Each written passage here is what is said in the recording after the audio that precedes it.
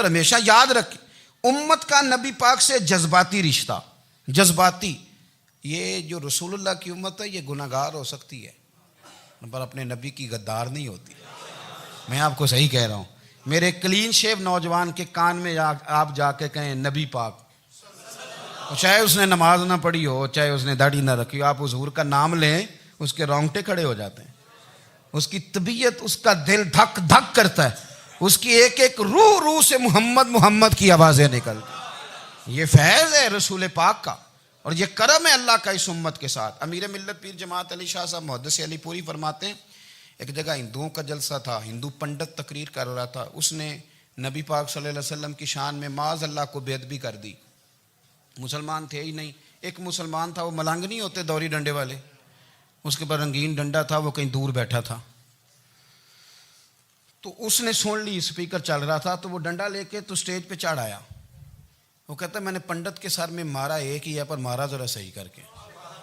وہ ڈھیر ہو گیا، لوگوں نے گرفتار کر لیا، جیل میں چلا گیا. پیر صاحب کہتے ہیں میں ملنے گیا، بندے کو بسم اللہ بھی سیدھی نہیں پڑھنی آتی، سورۃ اخلاص بھی ٹھیک نہیں آتی، اسے ربنا آتی نہ دعا نہیں کر سکتا، ملنگ ہے. میں ملنے گیا اور میں نے کہا یار نہ تو نماز پڑھے، نہ داڑھی رکھے، نہ تو مسجد جائے، پر تو نے کمال کر دی. تو کہتے ہیں پیر صاحب چھم چھم رویا اور پنجابی میں کہنے لگا پیر صاحب میں گناہگار ہاں پر اپنے نبی دا غدار تے نہیں نا. یہ گناہگار اور غدار میں فرق ہوتا ہے. میں گناہگار ہوں پر یہ تو نہیں نا کسی کی ضرورت کہ میرے سامنے میرے نبی کے بارے میں بات کر جائے اور ساڈی اچھی تے سچی سرکار نو گل کر جائے. یہ بات آپ سمجھیں.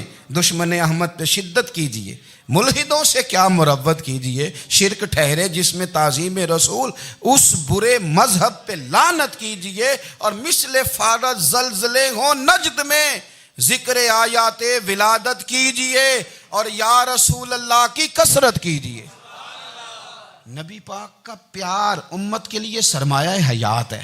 رسول پاک کے ساتھ امت کا والہانہ رشتہ ہے. نبی پاک کے ساتھ والے حضرت خبیب کو گرفتار کر لیا مکے والوں نے.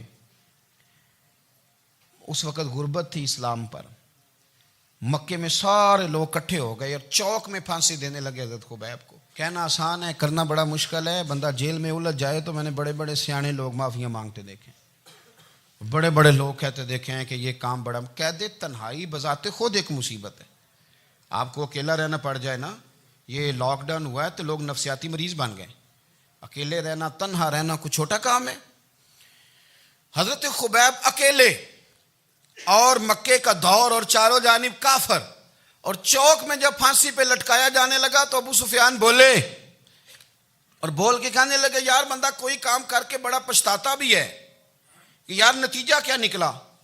تو معاذ اللہ آپ کا بھی نتیجہ تو پھانسی ہے، تو آپ کا کیا خیال ہے؟ یہ آپ یقین کریں کہ لوگ صحیح صحیح ساتھ چلتے ہیں، تھوڑی سی دشواری اٹھانی پڑ جائے تو کہتے ہیں میں گاڑی ٹھیک تھا، پر انہی پتھروں پہ چل کے اگر آ سکو تو آؤ. میرے گھر کے راستے میں کوئی کہکشاں نہیں ہے. لوگ نا میٹھا میٹھا کھانا چاہتے ہیں، تھوڑا کڑوا آ جائے تو مصیبت بن جاتی. کہتے ہیں سارے ہی فلانے سے پیار کریں گے تو میں کروں گا، سارے مخالفت بھی کریں گے تو ہم انشاءاللہ پیار ہی کریں گے. یہ کیا بات ہوئی کہ ہم زمانے کا رنگ دیکھ کے چلیں گے؟ اب بعض لوگ پچھتا رہے ہوتے ہیں. حضرت خبیب سے کہا ابو سفیان نے، ابھی کلمہ نہیں پڑھتے تھے، کہنے لگے تو اس وقت پھانسی پہ لٹک رہا ہے اور تیرے نبی مدینے میں اور آرام میں اور ان کے صحابہ آرام میں، اہل بیت گھر میں. تیرے ذہن میں اگر اس وقت یہ بات ہو کہ اس وقت تیری جگہ پہ وہ ہوتے معاذ اللہ، تو پھر کیا ہوتا؟ مجمع غیروں کا، علاقہ غیروں کا. یہ ٹائم آیا تھا اب نعرہ رسالت لگانے کا. اب ٹائم آیا حضرت خبیب نے نعرہ رسالت لگانا ہے، پر لگانا کس طرح ہے کہ کافر یاد رکھیں. حضرت خبیب سے کہنے لگے اگر تیری جگہ حضور ہوتے تو پھر تیرا کیا خیال ہے معاذ اللہ؟ تو حضرت خبیب کہنے لگے تم ابھی بھی نہیں سمجھے. ٹھیک ہے میں مکے میں اکیلا ہوں، سارے لوگ مدینے میں ہیں، پر میں پچھتا نہیں رہا، میں تو فخر کر رہا ہوں. میں فخر کر رہا ہوں اس لیے کہ چوری کر کے جان نہیں دے رہا، مدینے والے کی عزت پہ جان دے رہا ہوں. میں فخر کر رہا ہوں. فرمایا سن، تو کہتا ہے تیری جگہ حضور ہوتے اور تم انہیں یہاں معاذ اللہ پھانسی پہ لٹکاتے. فرمایا سن، میں تو یہ بھی پسند نہیں کرتا کہ میں گھر میں بیٹھا ہوں اور میرے نبی کو ہلکا سا کانٹا بھی چبھ جائے. ہمارا اپنے نبی سے محبت کا رشتہ ہے. ایک کانٹا بھی حضور کے قدم مبارک میں چبھے ہمیں برداشت. مجمع ان کا تھا, نعرے لگ رہے تھے, ہم نے مسلمان پکڑ لیا, لیکن حضرت خبیب نے اکیلے, اللہ کرے آپ کو میری بات کی سمجھ آئے, اللہ کرے آپ کو سمجھ آئے, اکیلے جب پھانسی کے تختے کے قریب نعرہ لگایا نا کہ میں تو کانٹا بھی نہیں چبھنے دوں گا اپنے نبی کو, اب سارے ہار گئے. اب اس ایک جملے نے نا ان کو شکست خوردہ کر دیا. اب بول کچھ نہیں سکتے تھے, گردنیں جھک گئیں, اور جب سناٹا چھایا تو ابو سفیان ساتھ والے سے کہنے لگا باقی ساری باتیں اپنی جگہ پر ہیں, پر اصحاب محمد سے پیار تو بڑا ہی کرتے ہیں نا. اور وہ کچا رنگ للاری والا جیڑا چڑھدا تے لیندا رہندا, اے عشق تیرے دا رنگ محمد چڑھ جائے پھر نہیں لیندا. کہا یار پیار تو یہ کرتے ہیں نا, اس میں کوئی شک والی بات. اس پیار سے کافر ڈرتا ہے. نبی پاک کے ساتھ جذباتی وابستگی, حضور کے ساتھ غلاموں کا جذباتی رشتہ, اور نبی پاک صلی اللہ تعالی علیہ وسلم کی آمد پر تشکر کے جذبات.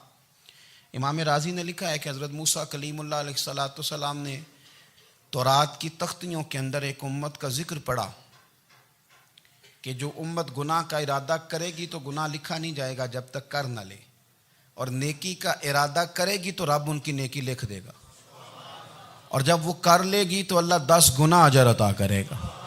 اور وہ ایسی امت ہوگی کہ جن کے چہرے قیامت کے دن نور کی طرح چمکیں گے, اور وہ امت ہوگی جن کی اللہ تعالیٰ زمین ساری پاک فرما دے گا, جہاں نماز پڑھیں گے نماز ہو جائے گی. یہ تذکرے پڑھ کے تو حضرت موسیٰ کلیم عرض کرنے لگے اللہ یہ امت میری بنا دے. تو رب کریم نے فرمایا کہ موسیٰ نہیں, یہ تو میرے محبوب کی امت ہے. فرمایا یہ تو میرے نبی پاک کی امت. حضور